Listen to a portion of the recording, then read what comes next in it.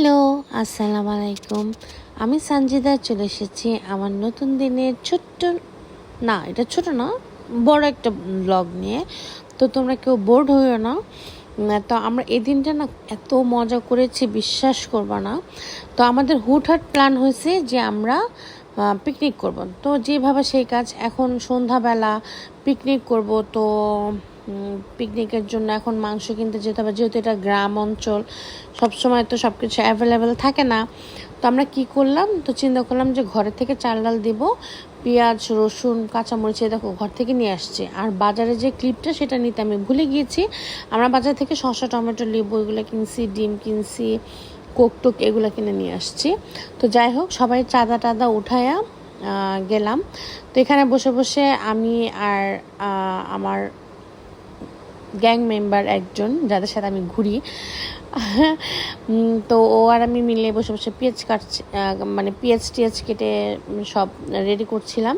তো এখানে আবার বাদাম আমার খালামণি, আমার মা বলো খালামণি বলো, আমার মা, ওকে আমি মাই বলি, কারণ ছোটোবেলা থেকে ওই আমাকে পালছে, তো এর জন্য মার ওর প্রতি একটু টান বেশি। তো বাদাম ভাজছিলাম, এদিকে আমি আবার আমার আইলসা একটা গ্যাং আছে, আইলসা একটা মেয়ে আছে, সেই মেয়েকে বলছিলাম একটু চা বানাই আন। সোনার চান শুধু চাই বানাইছে, আর শুধু আমি দেখাচ্ছি আর কি করছে, কী কাজ করছে। সে চা বানাতে সে মনে সুখে চা বানিয়েছে, চা বানিয়ে এনে আমাদের জন্য নিয়ে আসছে। তো আমরা আবার এখানে একটু ঢং করছিলাম, চা নিয়ে একটু ক্লিপস নিচ্ছিলাম, দুষ্টামি করছিলাম। আর তোমাদেরকে বলছিলাম না এটা কি, তোমরা তো কেউ বলতে পারলো না। এটা আসলে তালের কেক, আমার মায়ের স্পেশাল একটা রেসিপি, আমার খালামণির স্পেশাল একটা রেসিপি তালের কেক। এইটা আমি এত পছন্দ করি। তো এখন যেহেতু তালের সিজন, তো আমি গিয়েছি পরেও আমাকে এটা বানিয়ে খাওয়া, আর এটা খেতে এত মজা, আমার খুবই পছন্দের এটা। তো তারপরে দেখো আমি বাদাম টেলে দিছি, তারপরে আমার আরেক মেয়ে ও হচ্ছে বাদাম ছিলে, তারপর আবার ঝাঁকে দিচ্ছিল, মানে বাদামের খোসাগুলো ছাড়াচ্ছিল। তো ওদিকে আমি আবার মুগ ডালগুলো ভেজে নিচ্ছিলাম, যেহেতু আমাদের মেনু ছিল খিচুড়ি। তো এদিকে দেখো আমার ডাল ভাজা হয়ে গেছে। তো ডাল ভাজার পরে আমি আবার শুটকি ডালছিলাম, যে শুটকি ভর্তা বানাবো। তো এগুলো আবার একটু ভেজে নিচ্ছিলাম। এই শুটকিটা আমি একটু ভিন্নভাবে ভর্তা করি, এবং এই শুটকি ভর্তাটা খেতে এত মজা। তারপরে আমি আবার ওই যে একটু মরিচ ভর্তা আর বাদাম ভর্তার জন্য পেঁয়াজ রসুন কাঁচামরিচ শুকনো মরিচ সব একসাথে ভেজে নিচ্ছিলাম। তো ওদিক দিয়ে আবার আরেকজনে কতগুলো রসুন দিচ্ছে, একটু রসুনে হবে না কি হ্যান ত্যান, মানে আমরা অনেক মজা করছিলাম, গল্প করছিলাম, হাসাহাসি করছিলাম। তো দেখো, এই যে যার কথা বলছিলাম আমার ঢুঙ্গি মেয়ে, সে ঢুঙ্গি মেয়ে তার নখ খারাপ হয়ে যাবে, সে কাটতে পারবে না। তো যাই হোক, আর সে শশা কাটছিল। তো শশা কাটার পরে আমি আবার এখানে খিচুড়ি বসাই দিলাম। আর আমার মেয়ে আমাকে ভিডিও করে দিচ্ছে আর আমাকে বকতেছে, যাই খালামুনি এইভাবে না এইভাবে, এভাবে না এইভাবে, আর তেল দেও না, আর তেল দেও না, আর তেল দেও না, এরকম করতেছিল। মানে আমি তো অবাক, মানে সে কাজ একটাও করে না, খালি বসে বসে হুকুম দেয়।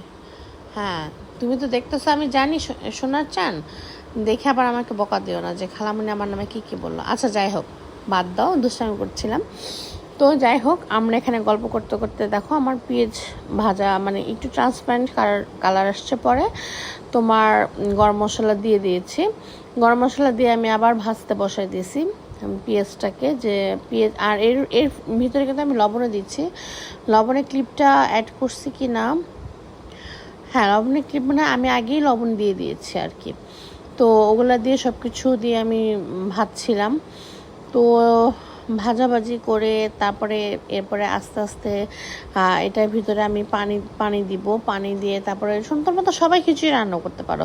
তো আমি না আমি রান্না বান্নাও তো এক্সপার্ট না, আমার কিছু কিছু আইটেম খুব ভালো হয়, আবার কিছু কিছু আইটেম ভালো হয় না। যাই হোক, তারপরে দেখো এই যে পেঁয়াজটা লাল লাল হয়ে যাওয়ার পরে আমি এখানে আদা বাটা দিয়ে দিলাম।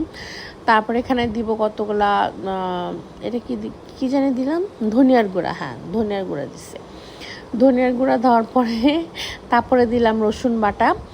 তো রসুন আরেকজনে কি করছে, রসুনটা না বরফ ছুটতে পারে না, যেহেতু আমাদের হুটহাট প্ল্যান হয়েছে, সে কি করছে পিলার দিয়ে সে আমাকে রসুনটাকে মানে কেটে দিচ্ছে। আমি বলছি বটি দিয়ে কাট, না সে পিলার দিয়ে আমাকে রসুন ছেলে দিচ্ছে। তো এই ক্লিপটা আছে, যদি আমি অ্যাড করি নাই, কারণ এই ক্লিপ যদিও দেখেও আমার মাইক দিবে যে আন্টি তুমি এই ক্লিপটা কেন দিচ্ছ। তো তারপরে এখানে দেখো ধনিয়ার ফাঁকি দিয়ে দিয়েছি, সাথে একটু পানি দিয়ে দিচ্ছি, কারণ যেহেতু মশলা পুড়ে যাচ্ছিলো আর গুঁড়া মশলাটা দিব। তারপরে এখানে পরিমাণ মতো হলুদ দিয়ে দিলাম। তো আমার খালামুনিরা আবার মরিচের গুঁড়াটা খায় না, শুকনো মরিচের গুঁড়াটা মানে ওরা অ্যাভয়েড করে, ওরা কাঁচামরিচ খায়। তো আমি এখানে অনেকগুলা কাঁচামরিচ দিয়ে রান্না করছি। তো শুকনো মরিচ ছিল না, শুকনো মরিচের গুঁড়া ছিল না। তারপরে এখানে কি দিলাম, আবার জিরা গুঁড়া দিছি। হ্যাঁ, জিরা গুঁড়া দেওয়ার পরে এটাকে সুন্দরভাবে আমি কষিয়ে নেব। তো দেখো কষাতে কষাতে এই যে দেখো কতগুলো কাঁচামরিচ দিয়ে দিয়েছি আমি। এই যে দেখো এখন কাঁচামরিচ দেওয়ার সময়ও বলতেছি এগুলো আসলে ভালোভাবে চিরা হয় না। আমি বলছি না এগুলো চিরা কাঁচামরিচ। বা বলছে না ঝাল হবে না। আমি বলছি থাক, এটা গলে যাবে, খিচুড়িতে দিলে এভাবে গলে যাবে। তো দেখো আমি এখানে মশলাটাকে সুন্দরভাবে কষিয়ে নিচ্ছিলাম, কারণ আমি মনে করি যে মশলা যত কষানো হবে রান্না তত ভালো হবে। যে কোনো জিনিসই, ধরো আমি রান্না যদিও অতটা এক্সপার্ট না, বাট আমি যতটুকু রান্না করি আমি আমার মতো করে রান্না করি, আমি আমার রেসিপিতে রান্না করি, কারো রেসিপি আমি ফলো করি না। তো যাই হোক এখানে চাল, তারপরে মসুর ডাল, মুগ ডাল সব ধুয়ে সুন্দরভাবে রেখে দিয়েছিল, ওইটাকে দিয়ে দিলাম আমি। দেওয়ার পরে সুন্দর করে এটাকে মিক্সড করতেছে আর নাড়তেছে। আর এটা যেহেতু লার্কির চুলার রান্না তুমি যেভাবেই রান্না করো অনেক মজা লাগে। আমাদের শহরে এই যে গ্যাসের চুলার রান্না কিন্তু অতটা মজা লাগে না যতটা লার্কির চুলা, মানে লার্কির চুলার রান্নার বৈশিষ্ট্যই আলাদা। তো এই ভিডিও ক্লিপগুলো নেওয়ার কারণ কি জানো, যখন হয়তো দেখা যাবে একসময় আমি থাকবো না, একসময় আমরা যারা পিকনিক করছি তারা কেউই থাকবো না, বা কেউ থাকবো না, কিন্তু এই ছোটো ছোটো ভিডিওগুলো, এই ছোটো ছোটো মোমেন্টসগুলোই কিন্তু থাকবে। হ্যাঁ, এটা আমার চ্যানেলে থাকবে, মাঝে মধ্যে দেখবো, কল্পনা করবো। যেমন ধরো আমি এখনই আফসোস করতেছি দিনগুলো ভালোই গেছিলো। তো দেখো এখানে আমি সুন্দরভাবে চাল ডাল মশলার সাথে ভালোভাবে মিশিয়ে একটু কষিয়ে নিচ্ছিলাম। তারপরে পানি দেওয়ার সময় হয়েছে আরেক কাহিনী। তো আমি সব বলছি। তো পানি আমি একটু একটু করে দিচ্ছিলাম, আমার মানে একটু করে দিচ্ছি আর নাড়ছি, কারণ যেহেতু আমি অনেকদিন ধরে রান্না টান্না করি না, প্রায় বলতে আমি শখের বসে রান্না টান্না করি। মানে আমার সংসার লাইফ শেষ হয়ে যাওয়ার পর আমি রান্না টান্না করি না। রান্না বলতে হ্যাঁ খুবই কম করি, টুকটাক আইটেম করি, নাস্তার আইটেম করি, বাট মাঝে মধ্যে রান্না করি। হ্যাঁ, তো আমার পানি আন্দাজটা আমি কমে গেছে। আগে যখন রান্না করতাম সব সময় তখন ঠিক ছিল। তো পানি দেওয়ার সময় একজন বলতেছে তুমি কিন্তু বেশি পানি দিয়ে ফেলছো, এটা কিন্তু কি লেটকা খিচুড়ি হয়ে যাবে। আমার আচ্ছা ঠিক আছে, লেটকা খিচুড়ি হলে লেটকা খিচুড়ি খাবো, যদি আমি লেটকা খিচুড়ি পছন্দ করি না। তো আমাকে আমার আরেক মেয়ে বলতেছে যে না খালামণি একটু মাখো মাখো খিচুড়ি করবো। আমার আচ্ছা ঠিক আছে, যাই হোক। তো এখানে আমি আবার একটু বসে গেলাম ঢং করার জন্য, যে আমি মরিচটা বেটে দিই, ওদের হাত পা জ্বলবে, তো আমি একটু মরিচটা বেটে দিই। তো দেখো আমি এখানে মরিচ বাটতেছিলাম, মরিচের ভর্তাটা, যেটা শুকনো মরিচ, কাঁচা মরিচ, রসুন। এদিকে ও আবার আমাকে বাদামগুলাকে মানে ছাল কি বলে, সিল্কা বা ছাল যেটাই বলো, ওইটা আর কি ছুটাই দিচ্ছিল। তো এখানে আমি মরিচ বাটতেছি, তোমরা দেখতেই আসো। মরিচ ভর্তাটা রসুনের সিল্কা আমি ছিলি নাই, কারণ আমার কাছে না এই কাঁচা রসুনের ফ্লেভারটা ভালো লাগে। রসুনের সিল্কা কতক্ষণ বসে বসে ছিল, আমার এত ধৈর্য নাই, আমার ধৈর্য প্রচণ্ড কম, আমি প্রচণ্ড ছটফট একজন মানুষ। আমার কোনো কিছুতে দেরি হয় না, যদি কোনো কিছু করতে হয় আমার ঝটপট করতে হবে। হ্যাঁ, তো এই দেখো আমি মরিচ বেটে উঠে গেছি। পর আমার খালামণিকে বলছে, আমার আন্টিকে বলছে যে তুমি বাটো। পরে দেখো ওই যে বেচারি সারাদিন অনেক কষ্ট করে, অনেক কাজ করে, তারপরে দেখো আমাদের জ্বালা সহ্য করে সে এখন ভর্তা বাটতেছে। তো এটা হচ্ছে বাদাম ভর্তার রেসিপি। যদি তোমরা তো দেখলে কীভাবে বাদাম ভর্তা করলো। তারপরে এটার ভিতরে কাঁচা রসুন এবং কাঁচা পেঁয়াজ অ্যাড করছে। হ্যাঁ, বাদাম ভর্তার জন্য। তোমাদের যদি রেসিপিগুলো লাগে আমি আলাদা আলাদা করে দিয়ে দেবো, ছোটো ছোটো শর্টস বানিয়ে দিয়ে দেবো। হ্যাঁ, তোমরা আমাকে অবশ্যই কমেন্ট করে জানাবা। দেন দেখো আমার স্পেশাল, মানে এটা আমার রেসিপি বলতে আমি আরেকজনের কাছ থেকে শিখছি। তো অনেকেই অনেকভাবে শুটকি ভর্তা করে, তো আমার কাছে এই শুটকিটা না এইভাবেই ভাল লাগে। তো ফার্স্টে হচ্ছে শুকনো মরিচটাকে ভালোভাবে ভিজিয়ে রাখতে হয়। হ্যাঁ, ভিজিয়ে রাখলে ধরো তোমার মরিচটা নরম হয়ে যায়, তো মরিচটা নরম হয়ে গেলে বাটতে সুবিধা। পরে দেখো এখানে পেঁয়াজ দিয়ে দিল, অনেকগুলো পেঁয়াজ দিতে হয়। পেঁয়াজ দেওয়ার পরে এখানে একটু বেটে নিচ্ছিল আমার খালামণি। তো এই যে পেঁয়াজ বাটতেছে, ফার্স্টে শুকনো মরিচ, তারপর পেঁয়াজ, তারপর রসুন, এগুলো একসাথে ভালোভাবে বেটে তারপরেও শুটকি দিচ্ছে।